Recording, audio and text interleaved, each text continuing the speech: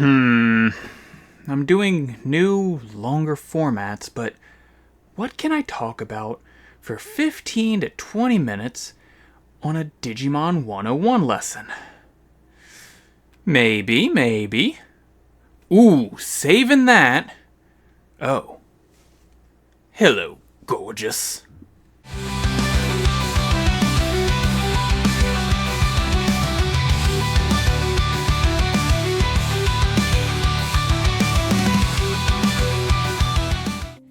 Hey guys, I'm the Digiologist, and I don't dodge taxes, but I do parry them. Anyway, it's time for the first Digimon 101 lesson of the new era.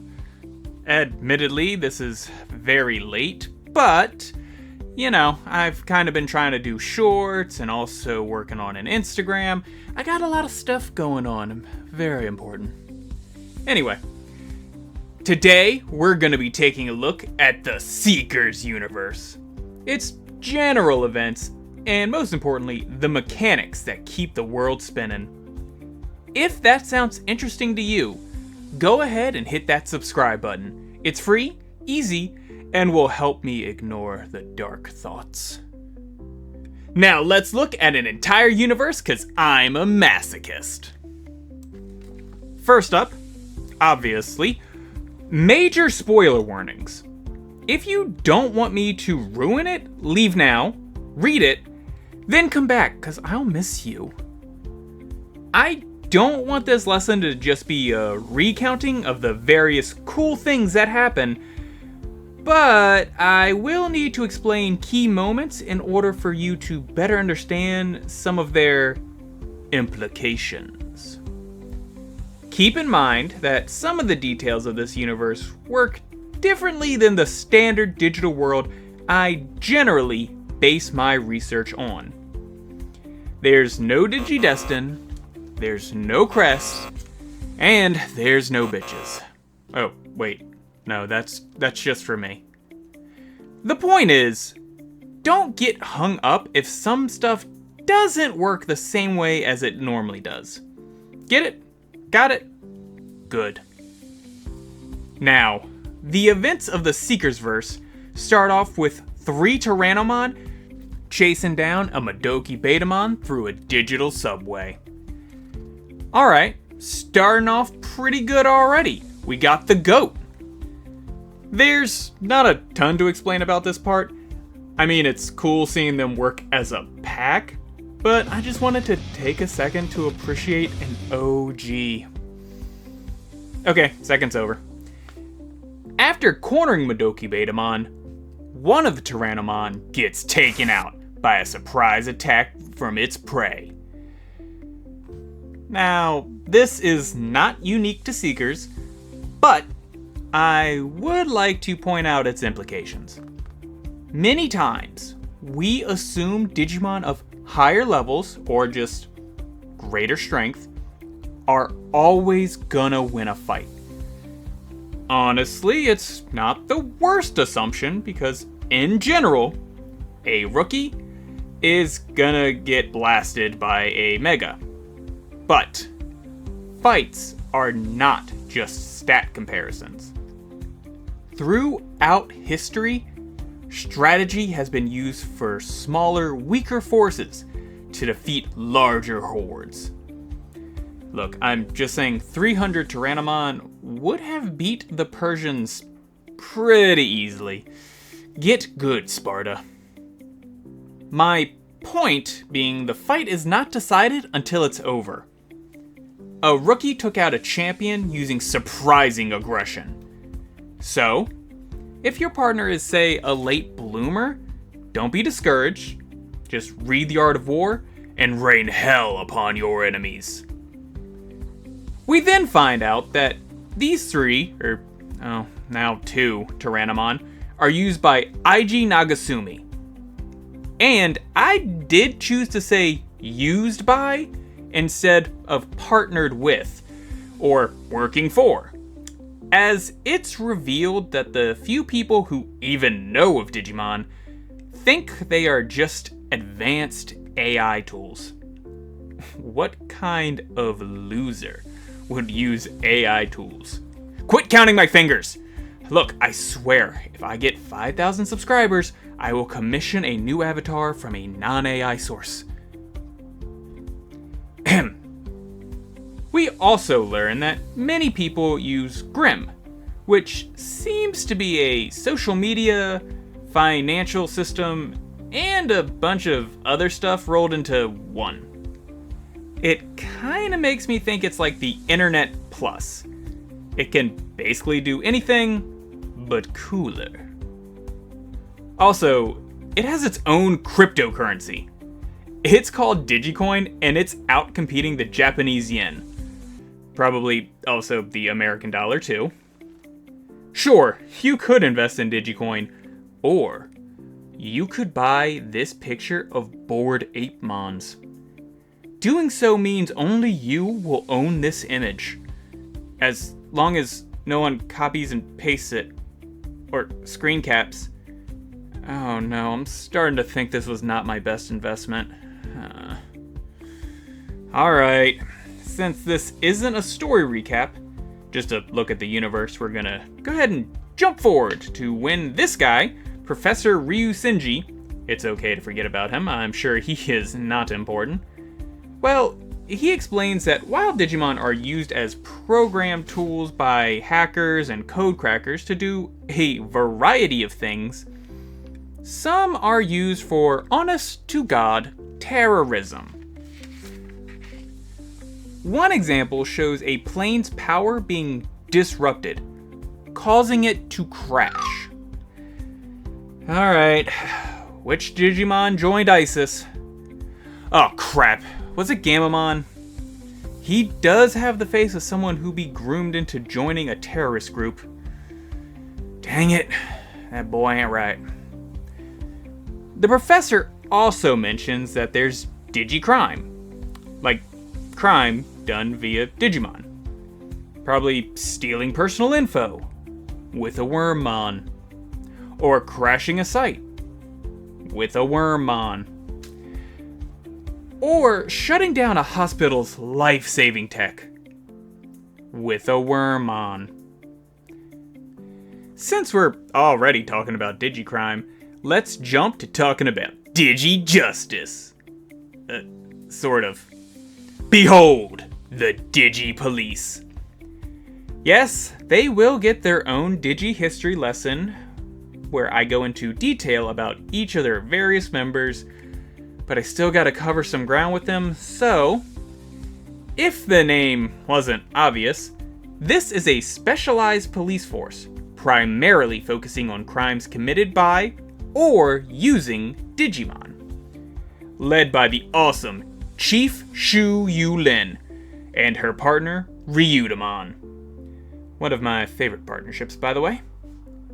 Now, what I'm interested in for this lesson is if there's a police force for it, that means that politicians must know about Digimon. How else would they get the funding and the approval? It's not surprising, but I want you to think of current politicians. Both sides, I'm equal opportunity here. I'm betting they're old, decrepit dudes that can barely work a phone, much less understand, say, cryptocurrency. Okay, got that? Now imagine having to be the poor intern who has to explain a Digimon to them. Makes my skin crawl just thinking about it. Also, is it me, or do the Digi-Police only seem to arrest Black War Greymon? Anyway, back at the lab, Professor Ryu Shinji, again, who cares about this guy, explains that not only are Digimon alive, but there is a whole world of them that current tech can only just peek at. Now, we all know of Digimon being alive. It's why we became tamers. But for IG, imagine how wild that would be.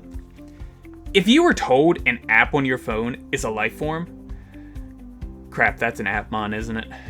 We are not talking about those yet. I just, nothing against them, I don't want to. Alright, back to what's happening. IG is given a new Digivice after Professor Who Cares throws his homemade one away. Yes, that's the actions of a good man. This new Digivice is the Digimon Linker, one of my personal favorites. This bad boy monitors your vitals, reports your health, and can store Digimon. It also has two unique features. The first is, it can hololyze a Digimon. That just means project a hologram of a Digimon at relative life size.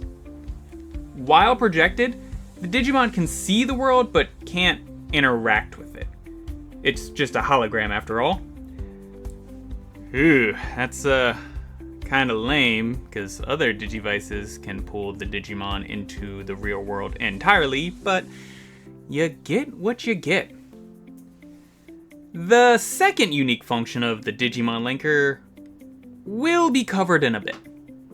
Look, I like suspense. I'm a dramatic little bitch. Now, IG is also tasked with raising Lugamon! Sorry, I just love him. But I will save that for later. Skipping ahead a chapter or two here, IG is looking on Grimm for info on how to raise his new Digimon by asking breeders. And this is rather interesting because Professor Forgettable here just blew IG's mind by telling him that Digimon are alive. This is supposed to be a strange concept, but the advice he gets is basically the same you get from a dog breeder. Things like they need company to play and learn with, and they care about pack hierarchy. Now, I know the whole alpha wolf thing doesn't quite work the way pop culture says it does, because the leaders are generally just the parents, but this is a Digimon based off wolf myths, so that actually kinda works for him. My actual point is, if they already are treated as alive, how was IG so shooketh when told by whoever this is that Digimon are alive? Surely it's at least discussed by some as a possibility. I mean, in our universe, we have people falling in love with chatbots for Jessmon's sake. You're telling me multiple people saw this and didn't understand they were loving beings with a soul? Idiots. We then see Lugamon interacting with 3 Tyrannomon. I guess one just kinda got better. By interacting with, I mean bullying. He straight up takes all their food and scares them into subservience. Hey, remember earlier when I said rookies can beat champions using strategy? Well, some rookies are just built different. Longtime students will know that Lugamon is one of the prototype X Digimon. For newer students, that means that he not only has the X antibody naturally, but also has an insane amount of potential. So it's not unthinkable that Lugamon could overpower a champion like Tyrannomon. Or maybe, these 3 are just kind and timid. So when the brash and aggressive Lugamon started barking, they just went with it. But that's less entertaining, so I'm gonna go ahead and say nah. After all this, Professor, that guy, explains what he wants with IG. Besides raising Lugamon and telling everyone he was super cool and not a weird creep. The professor wants IG to join a crack team. No, not that one. Actually, not that one either. No, a crack team is a group of code crackers with a common goal. A code cracker is just a person who uses Digimon to hack. They also seem to be of the opinion that the network and digital world should be a place of freedom. Look, I'm on board with anything that frees the digital world. Also, internet access. Against the wishes of every government ever. Anyway, the team that the professor wants IG to join is SOC, the Sons of Chaos. I want to make fun of how edgy and tryhard the name is, but I cannot lie. I dig it. Also, I wonder if the show Sons of Anarchy exists in the Seekers verse. Some dude saw and was like, guys, I got the name. The Sons of Chaos are described as the, and this is a quote, right wing of the code cracking team. Yeah, they're fighting for the right to Bearmon. Legalize Gundramon. Third lame joke. They are described as top-notch and militant. Okay. I'm sure that's fine. So the professor wants IG and Lugumon to join these guys, learn their awesome skills, then make Grimm great again? Nope! This guy, this genius, wants IG to infiltrate and spy on them. Maybe thwart their plans. Okay, so we haven't gotten much into it, but IG is 19 years old. He has no combat experience, takes basic jobs, and while his codecracker skills are good, he isn't shown to be as amazing as these top-notch guys seem to be. Plus, he has no real friends, no relatives, and lives all alone. If some militant group that already exists outside the law wanna disappear him in the physical world, it's just kinda gonna happen. And, in all honesty, I do not care about that. But if he's gone, who's gonna take care of poor sweet Lugumon and the 3 Tyrannomon? What if they attack them in their world? Look, Luga is strong, but they have an army. This is child/rookie endangerment. Also, it puts IG in danger, but meh. The professor wants IG to do this because he believes the SOC's mysterious leader, Tartarus, is planning something big. Like 9/11.2 big. If this happens, it might cause Digimon to be hurt or become regulated. Which is fair, because I basically said I didn't care what happened to IG, so as long as his Mon are fine? Oh, maybe we're both bad people. Okay, well, look at the time. I'm not even halfway done. So here's what we're gonna do.